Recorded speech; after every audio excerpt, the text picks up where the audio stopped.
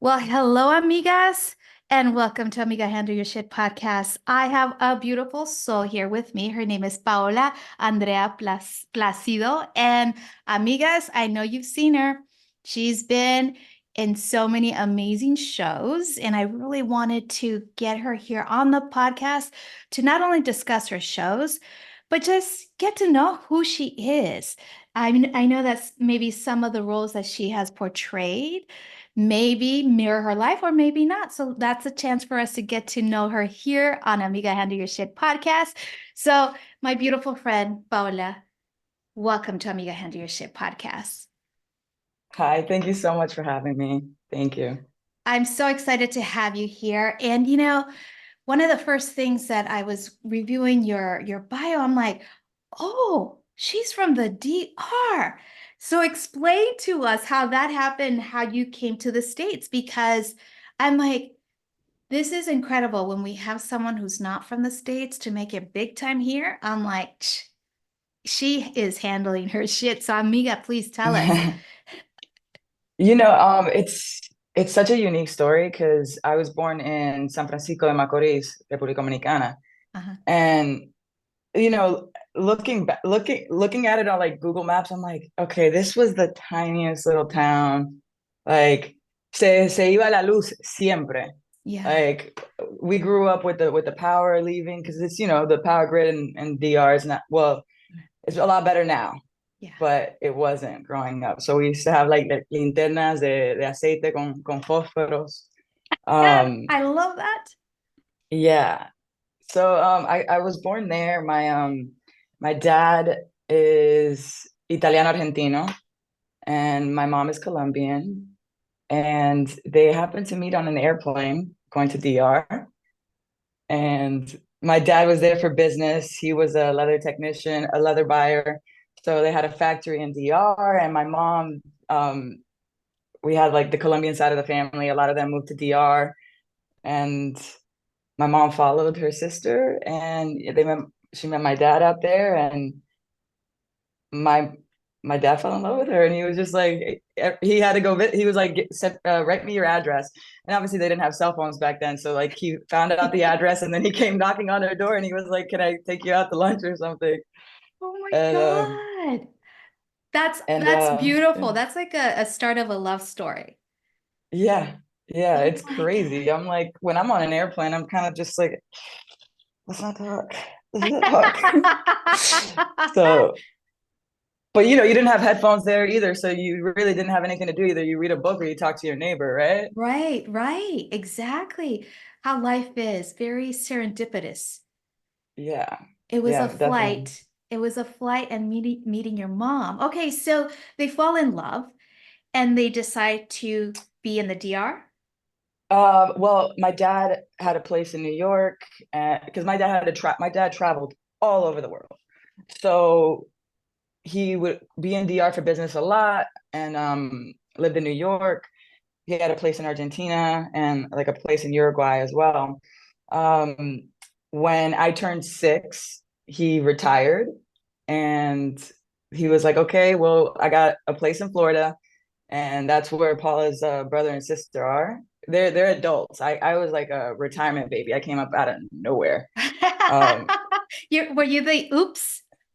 yeah, they were like, we didn't think this could happen. My mom was 42 Yeah, and my dad was 55. yeah, And yeah. And back then, it was a lot more challenging to get pregnant.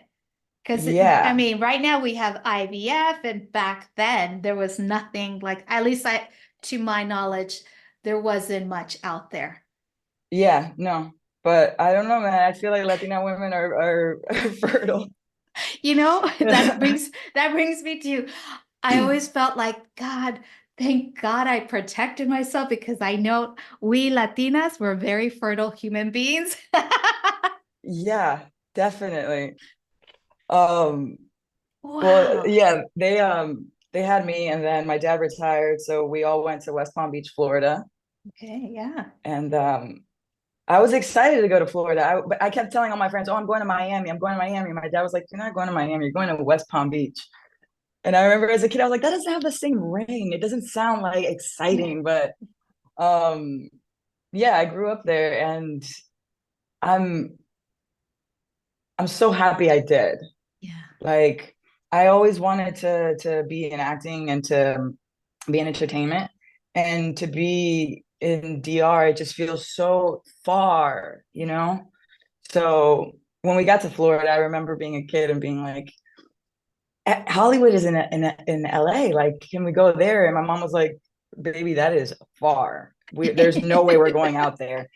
So to scratch my itch, she put me in art school, and I was Okay. able to, I was very good at visual arts. It runs in my family. My mother is a great painter. My cousins are painters.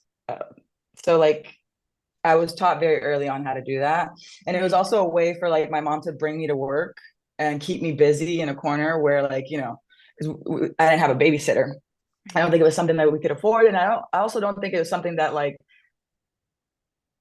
Latina moms want to do. Like, so like I would always go to work with her, and I'd have my little magazines, my like J14 and magazine, like these like, yeah. Um, and I used to just take a permanent marker and I used to just start drawing on them, um and then I had my sketchbook and I just learned how to draw like that. My mom would see me doing stick figures and then she was like, here, let me show you. So she Yeah. showed me how to do like a drawing of a man and a woman getting married, and then I kind of just started copying that, and went to art school, and then I was really into drama. Mm. So I didn't get accepted into the drama program. So Okay. like I took it as electives and I kept Okay. at it that way. And it was when I got in high school, I was like, I really want to do this. And she was like, okay, well, after high school, that's something that you can do. Um, and that's kind of like around the time when Twilight came out. Uh-huh. And Yeah. Oh my God. That was a I was, huge deal. I remember my yeah. sister's around your age, and she was obsessed. And I'm like, what is it about this thing? Like, oh my God. It was so silly, but like I loved it so much, and I was like, they're gonna make more of these. How do I get on one of these? Ooh. And and then that kind of started, like, I just became infatuated with it, and I started looking on the internet like about castings, and I didn't really know much about IMDb or how you can like Right. find out like the details of these things. So I was just like on forums, like fan chats and stuff like that, and you'd find out a little bit of information, and found out who the casting director was, and I was like, how do I get their address and send them a headshot? It was it was insane. Without an agent, you're just like figuring this shit out. Yeah, yeah. And then I was like, okay, let me see if I can go through this like a more like professional way. So I started reaching out to Uh-huh. agents and managers and seeing like how I can get some sort of representation, and um the like tenacity, because I was sending out like, I would make it a goal of 50 emails per day, 50 emails per day, like reaching out to somebody. And like, I got real sneaky about it too. Like, I started looking at like conventions, like acting conventions Oh, where they'll bring like 10 agents, and like you have to pay like $300, $400, something like that, to like do like a 3-day workshop with them or something. And I was like, well, I can't afford that. So what's the alternative? So I found out the names of the people that were going and just like cold emailed them. And I was like, I'm oh, 17 years old. oh my, estas ganas. I was like, hey, so like, are you going to be attending this convention? And some of them will respond back, yes, I'll be there. And I was like, oh, well, unfortunately, I won't be able to attend this year, but is there a way that I can see you in LA when I come in next month? And I lined up like maybe like 6 meetings or something like that with managers. And yeah, I was way over my head. I didn't know what the hell I was doing, but I got myself some meetings, and one manager was like really interested in me, and he pitched me for one of the Twilight movies. I think it was for New Moon. and I was able to get an audition and get in the room. Yeah, I Oh, it was this is incredible because it's not easy at all. And no. you like climbed, you kicked the doors, you did everything to get an audition for the Twilight. That is Yeah, it was like it's incredible. like okay, I'm not going to be able to get here, but how do I get to the people that are going there? Like finding different alternatives to get in touch with these people. Right, And I right, was like, I'd rather take that $300 that I would have spent going to that seminar to like get a flight to LA. Like right. figuring, and I And was at this working point, part time. you were 17 years old, right? Yeah, yeah, Okay. yeah. Oh And I obviously I was going to school, and then after school I'd go and I worked this part-time waitressing job at a retirement home, like my at God. like an assist like it was like an assisted living facility, but it was like a restaurant, like a hotel, and it's Yeah. all like um retired folks, and I'm just like waiting on them, and it was a good job too. Like I really enjoyed it. It was and I made good money, and I was able to put money to the side, and that's how I paid for the flights to LA, which I had also paid for my mom's flight because I was like, I can't go by myself. So I'm Right. taking my mom with me, figuring out hotels, figuring out rental cars. Like it What were was your it was a whole parents ordeal. thinking? Did they think like, está loca? ¿Qué está haciendo? I think my mom was like, I think they both were like, this is crazy. I think my dad was more of like, what are you doing? Like this is weird. Like, and then, but my mom is like, I see like the courage that it takes to do this, and this is something that I have no, speaking for my mom, she has no idea about it, and but she sees that I'm figuring everything out, and I'm like, just come with me and trust me that I have an idea of what we're doing, so just come with me, and like I'll pay for everything, we'll figure it out.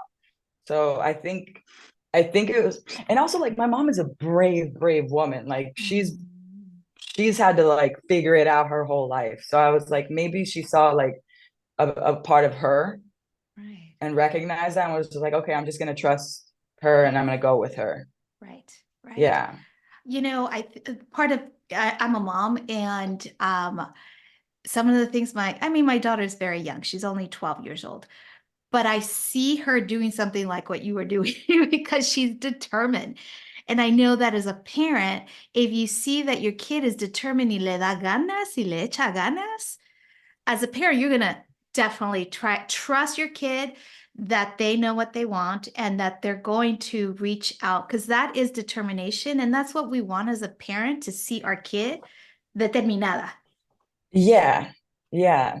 That they have the las ganas. And like I think obviously I think as a parent, I'm not a parent, but I think it's important to, I guess, um water Yes. that urge of your kid, but also, protect them and be there. And Right. like if your kid's like, come with me, do this with me. Yeah. I have like it's like, okay, I'm your partner in this. I'll go in it with you. Like I want to encourage you to be this way, you know what I mean? But also like let me be there and make sure that everything's okay and you're not gonna put yourself in danger. Oh, I know, because it Yeah. can be dangerous, especially back in those days where there's no cell phone, really, where you can talk to somebody, talk to your mom. Back then, those days were a little dicey, and you're coming to a situation where you have no idea, a whole different Mhm. world. This is not Florida. This is LA, where it's like they say the magic happens in Hollywood, but also part of the dangers of Hollywood. Yeah, I just started watching the documentary on HBO called Quiet on Set. And it Oh, was about like all the Nickelodeon kids. yeah. And I remember watching all of those shows growing up and being like, I want to do that. I want to be on like all that. Like they're so cool. And I remember like I think back in the day there used to be, I think it was like John Robert Powers, which would or John Casablanca, which would be like these companies that like check out like kids and see if they have something, and then they Right. put them in their classes and stuff like that. But I was like, watching that documentary, I'm like, I'm glad that I wasn't exposed to it at a young age, that like it took until I was an adult to get out here, because you could be a good parent and be on top of your kid and be aware of everything, but you're gonna miss something. Because I remember when I was a kid, I used to think like I had one over everybody because like, you know, you're smart and like, or you think you're smart and you think like you're very good at like hiding things from your parents, but in that world, it's so scary. And like, I think it's important for your parent to be there the entire way through. Yeah. Oh Yeah. yeah. Oh, for sure. Yeah, I remember for my daughter, sometimes there's like scouting agents at the malls, but you're like, I don't know about this. I don't know about this, you Yeah. know? I mean, I'm sure some of them are legit, but who's to tell? And so as a parent, Right. you're like, and if you're not in that world, you have no idea what to expect. Right. So, okay, so now you're here in LA auditioning for Twilight, and then you get a part. No, I got an audition. It taught me a lot of lessons. I was way over Okay. my head. I was not very grounded. I was definitely nervous, and I was doing that actor thing where you're just like reading the lines and you're just like focused on not messing the line up, and you're not really like, you don't have any foundation. You don't have any like actual idea of what the scene is about. So it's like I just went in there. I don't know. I was way over my head. But when I left, I was like, wow, that felt like I was going like 100 miles an hour. That was crazy. I don't think I did a good job, but I want to try again. And I remember leaving that and being like, Mom, as soon as I finish high school, I'm going to LA. So when we went back to Florida, I think I may have had like 6 months left in high school, and I just saved as much as I could. Wasn't a lot. I think I came out here with like $3,000, and I paid like 800 bucks to ship my car. And yeah, and it was a really, really rough time because at this we're just coming out of like the recession. So I was like on Craigslist every day looking for any type of job. There was nothing, nothing, nothing. I took out like 100 resumes, and I even got like specific about it. I was like, okay, this is the receptionist resume. This is the waitress resume. This is uh well, yeah, it was like either office work or, oh, there was a retail resume as well. So I had three different ones because I just started walking down Ventura Boulevard, and I was like, I have one for this type of location. I have one this one. So I was just like, I got so desperate. I was like, I'm just gonna go to every single place and see if anybody would hire me. And it took me 3 months, and I was able to get one job, which I'm so grateful for, because at the third month, I was like, I ran out of money. I was like, I can't go back home. Like, this is crazy. But Well, I we mean, made it. you already have a track record. I mean, look what you did to get in front of talent agency, for Twilight, like all the steps you did. So of course you were going to get a job. You did the same thing. You had the same blueprint, if you will, in the Yeah. tenacity. Like you had that goal. I need to make money. I'm going to apply to all these places. So this is fantastic because this is, now I can see how have you grown in in Hollywood. And I can honestly say, wow, because of trusting yourself and your gut, you were able to accomplish so much at a young age, going through all these beautiful, beautiful acting jobs that I'm like, I look at your IMDb, is that how you say it? And I'm Yeah. like, Yeah. wow, tan joven y tiene tanto talento. Like this is Thank you. fantastic. So, all right, so now you have a job and you're going to auditions, I gather, right? Um, a little bit, a very little bit. I jumped into an acting class, and I was at that studio for about a year, year and a half. Um, it was really hard. I think the first year in LA, the first 2 years, you're just trying to figure out where you're standing, and it's really difficult. And you can fall into the traps of like just trying to survive. And how do I lived off the dollar menu for like a good few months, like rationing out food, and like because I had like I think I didn't want to ask my mom for anything. I didn't want to ask her for any money because I knew that like one, she's having a hard time, and like I I couldn't ask for any help at all. So I had to just figure it out. I wasn't really auditioning. Um I was like self-submitting on Actors Access, on LA Casting, was trying to figure out like, and then I would get an audition here and there. Um and I booked, it took me like 5 years to book one commercial. And I booked a commercial, I think it was maybe, yeah, like on my fifth or sixth year here. And that was a great experience.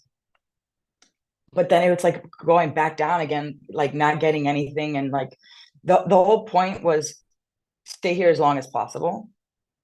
Something will happen. Just stay in the race. And I ended up getting a commercial agent. She found me on Instagram. And this is probably at a moment where I was just like very like down, and like I am so thirsty, and there is not a glass of water in sight. And then somebody like pops out and it's like, "Hey, I like your look. Would you be interested in working?" And I'm like, "Yes, please. Somebody believe in me." And she's still my commercial agent till this day.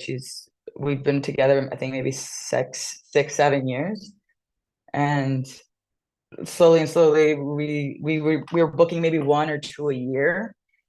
And when COVID happened, I I don't know. I think I always wanted to, okay, I always wanted to shave my head. It was something I always wanted to do. And I was terrified. I know like my mom was like, "Don't cut your hair." Everybody around me was like, "Don't cut your hair." And I was like, well, the whole world shut down. You guys think we're going back to work in a month. This is huge. This is a big thing. This isn't going to be like okay in a couple of weeks. So I told my agent, I was like, I really want to shave my head. And she was like, let's wait 30 days. If the world doesn't go back to normal in 30 days, do whatever you want. And I was like, bet. 30 days came around, and I was like, I went to Walgreens. I was like, I'm getting some clippers. I'm gonna do it because like, why not? Um, so we shaved my head in my apartment, and I have to say it was one of the best decisions I ever made because it got me out of my head. I felt like for so long I was just like hiding behind my long hair. And then the second that I shaved it, I was like, well, now we're gonna just rely on personality because like this, like I just stripped everything. And and then I just started like diving a lot into my work. And since there wasn't work, all I was doing at home was like, practicing self-tapes. I was taking an acting class. I went back to one of my old studios, and we were doing like virtual classes and stuff like that. So that's all I just became obsessed with it and started practicing all the time. Um, I didn't drink for a whole year and a half. I completely was just focused on being as healthy as possible, putting the best things in me, um, and really figuring out who I am as a person because I wasn't happy with my first 10 years in LA. I wasn't seeing the results that I wanted. So then I was like, let's start from scratch. Let's just rebuild this whole thing all over again.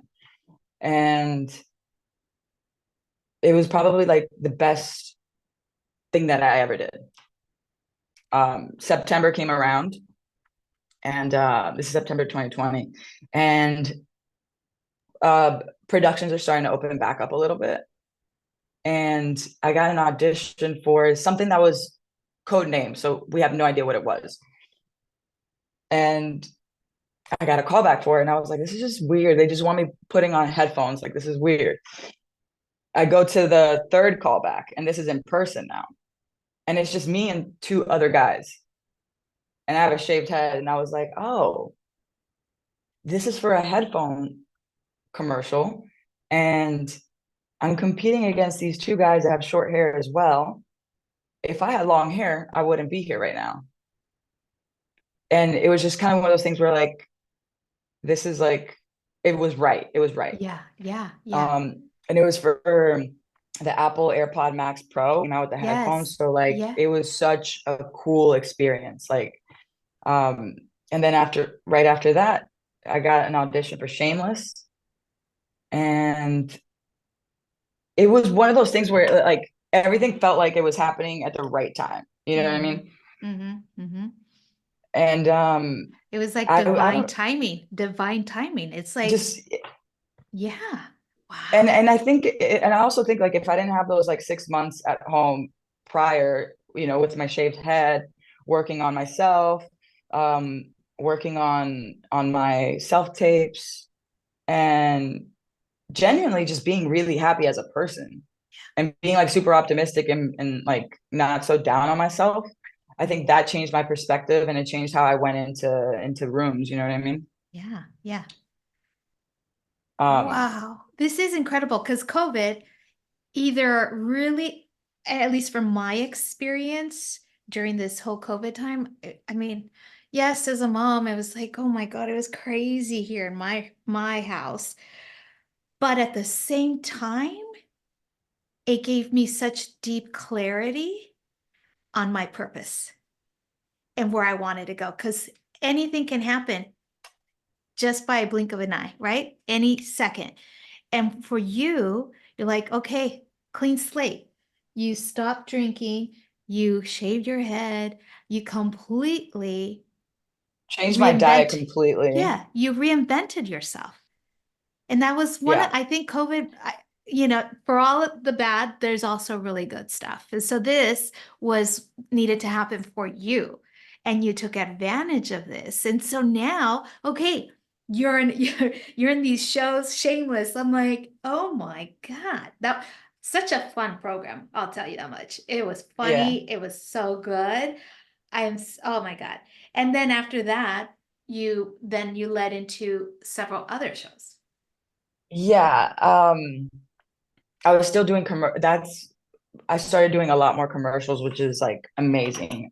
Um, and then I bleached my hair blonde, and then I think I started working more commercially because I think the bleach blonde hair is really good for commercials. It just like pops. Um, so it was all kind of like curated, and like I had an idea of like, okay, let's give this a shot, see if that works for a little bit. And if it doesn't work, we go back a step and then try something else that way. Um, so I remember I got an audition. I was watching TV. I binged this show called Hacks. My friend was a big fan. She was like, "You got to check out the show. It's hilarious." So I was like, "Hell yeah!" So I watched the show, loved it. Literally, like a month later, I got an audition for it, and I was just like, "What?" But like, there's certain auditions where you get the sides, and something just clicks, and you just feel like you understand exactly what they're saying, and you already envision it. That's what happened with Shameless. When I read it, I was like, "Oh, I know who this person is." I can relate to this person and I can see it clearly. Hacks was very much the same way. And I think that I do get auditions where I'm just like, I'm not right for this. This doesn't feel right. But let's give it a shot. Let's just see if I can even have fun with it, give you my interpretation of it. But there's some things where you just like read it and you're just like, yeah, that's Yeah. that feels right. And that's how the experience was with Hacks. Because when we were shooting, we shot the audition in my room and it was just funny. It was just funny. We were just like, let's try one more time. Let's just see if something else comes out. And it's just like we were having a good time with it. Yeah. And yeah, and then after that I got a couple other little bit parts and um L Word happened, which was really cool too.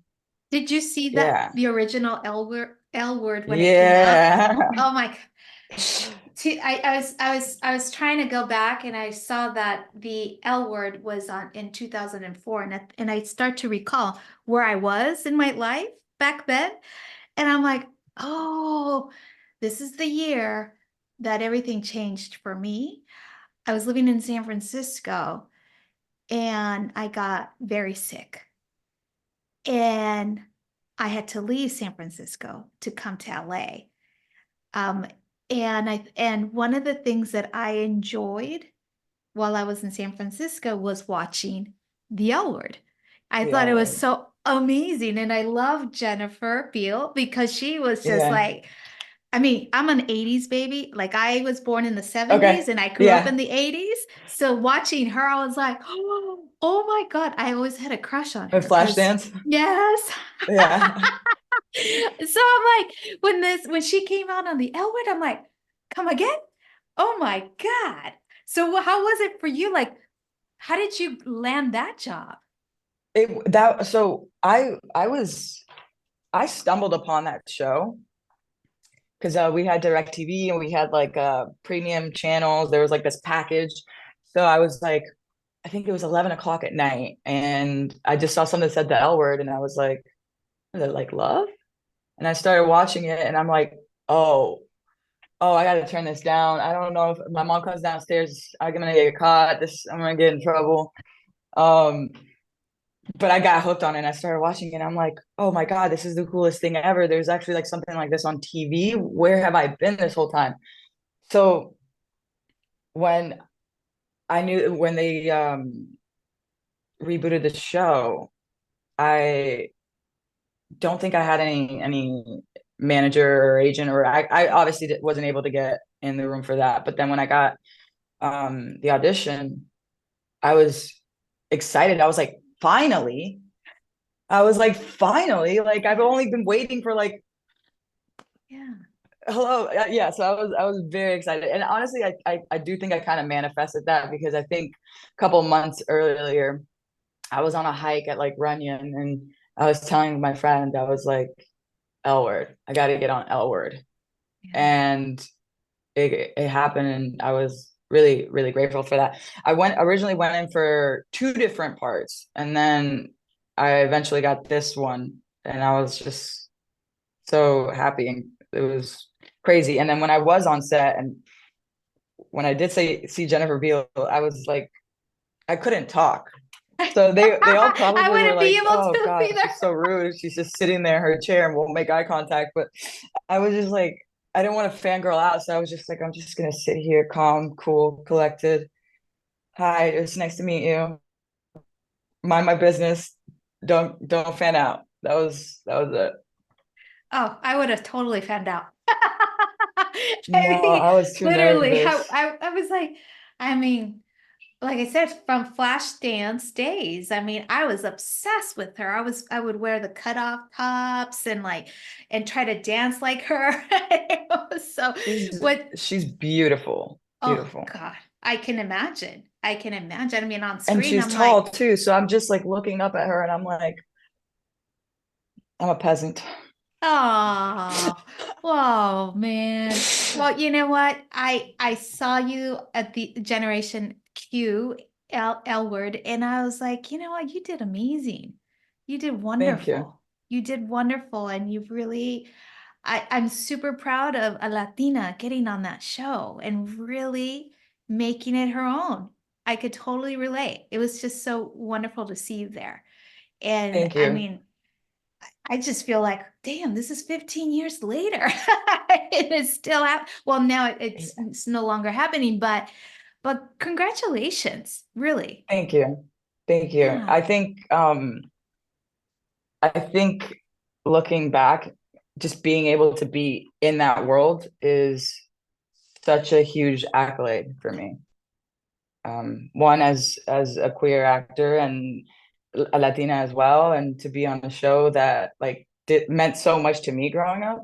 I'm like, cool, done. It's like being a Star Wars fan and then getting to be on it one day, you know? Absolutely. And you're making so many more magical moments on the screen. And I'm just like, wow, your list of films that you're in is incredible. It's an incredible list. And now you're working on from my research, you're on Apple TV with one of the programs now. What is it called? The It's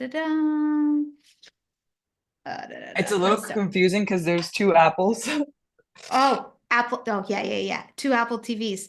But I know that I was like thinking to myself, I'm like, from that, she landed that, and then she landed this. And I'm like, mira, como Latina, you born in a different country. You weren't even born in the United States, and you're killing Right. it. You're killing it. Yeah. If there's a woman out there, young, immigrant, what would you tell her? What would you tell her if she wants to get into Hollywood? Just have a lot of tenacity. And um, I think it's really important to cultivate like a healthy life where you feel really good about yourself and and I think that also is like really important with like having family because like Latin families like they're loud, they're proud, Yeah, they're yeah.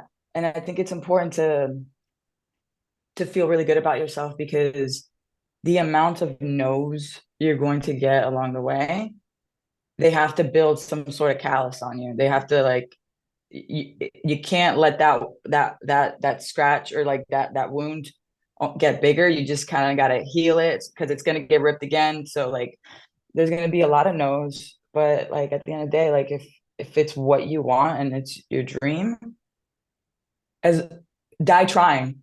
die That trying. that is my right before I booked Shameless, I remember I was working at a restaurant and I was like bussing a table and I was like, you know what? I'm not going back to Florida. Like, I rather do this every single day as long as I can keep auditioning and keep playing and living in this world.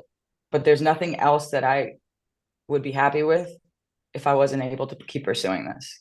Right, right, right, right. So I think, yeah, if it's what you love and it's what you Yeah. want to do, it doesn't matter what if you have to like, uh do a newspaper route. I think that's way outdated, but like you get what I'm saying. Like it doesn't Yeah, matter if you got a DoorDash or like whatever.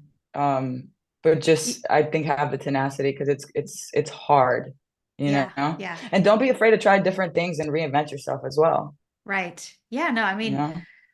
what you did was, it was like, I think it marked the beginning of your stardom, you know, back in Mm. COVID, shaving your hair, that change and knowing that it needed to be that way so that you can be where you are right now. And I think oftentimes we don't take those risks. We're so living in our little bubble, and it's important to really, stay true to your heart and really try to, if you really love it, it's going to be for you, but you got to keep trying. And like you said, Yeah. for all the no's, there's going to be a lot of no's. I think um also knowing who you are because I think for a long time before I shaved my head, it was like I have this idea of who I think I am and how I want the world to perceive me. But it was really important for me to like strip it all off and be like, who am I? Figure out who I am and don't try to be anybody else because just be you. No one else can do that. Right. And I think the second you start looking in the mirror and realizing who you really are, you can be more open and vulnerable and Yeah. people will see you. Right. They won't see this like idea of what you're trying to sell that can come off disingenuine or fake, you know? Yeah. Yeah. Yeah. Yeah. And I think in Hollywood, it's kind of interesting. I've interviewed several women, and it's like, how do you stay true to yourself? How do you stay true to yourself? And I think that is such an important thing to have. Um, it'll keep you, focused. when you go true to yourself, keep you Hmm. focused. And I feel like you're very focused. I mean, I'm like, wow, esta chica, what's next? I know you're on Apples Never Fall, but like, I'm sure you already have something else lined up for you, right? Well, Apples just came out, and Apples Never Fall on Peacock. And then there is a show called Sugar. It's going to be on Apple TV that comes out next month, April 5th. Yeah. And that's starring Colin Farrell. So I'm excited for that one to come out. Oh my God, Did you is it ever going to watch be the movie? funny? No, no, no. It's like, it's serious. Oh, Um, wow. Colin Farrell, serious? That is, yeah. Have you ever seen City of God? no, I See have that a not. deal? No. Okay. Oh, I watched this movie when I was like 10 years old. It's like one of the best international like or foreign films ever. It's definitely in my top three. City of God. Okay. It's the story about la favelas in Brazil, and this kid, he's a photographer, and it's about these gangs, and I think it might be like a 3 hour movie, but the director of it, Fernando Mireles, he was one of the directors on Sugar. So for me, when I met them, I was like tripping out. I was You're like, like, hell yeah. yeah, you guys did one of my favorite movies of all time. So like, Wow. That's like a full so that circle moment. there's been a few. I've had a few, especially like on the L Word with yeah, yeah. I've had a few for sure. Yes. Oh, this is so serendipitous and just aligned with who you are. And I'm just so glad that you came and talked to us here on Amiga Handle Your Shit. But before I let you go, because I know your time, it's getting that time. Yeah. I always ask my guests if they could provide one or two tips on how an Amiga can handle her shit. And I'm wondering, what would that be for you? Um, I think start with like having your side of the street clean, and before you go at anybody, think about like your part in things. Yeah. Um, I think for me, something that's really important is meditation, journaling, and exercise. I think running is one of my favorite activities. Oh, And I say this all the time because there's this saying that there's a voice inside your head. When you're running, there's a voice inside your head that's like, I'm tired, I'm thirsty, my leg hurts, I'm cramping. If you can learn to beat that voice in your head that wants you to give up when things are difficult, it can translate to any other aspect in your life where you want to give up, but just push through and keep at it, and it's not gonna hurt anymore. no, yes. Oh, I love that. I love the analogy of keep your street clean. I never heard that Yeah, before, but it makes perfect sense. Thank you. Thank you yeah. so much. Thank you so much for being on Amiga Handle Your Shit podcast. And I am so excited that amigas across the globe are going to listen to this and are going to be watching you and supporting you in your future movies. And I'm just excited for you. And I'm so grateful that you're here on Amiga Handle Your Shit podcast. Thank you so much. I had a lovely, lovely time talking to you. Oh, so excited. Maybe one day we'll see each other in LA. Absolutely. Let me know. I'll be around. Claro que sí.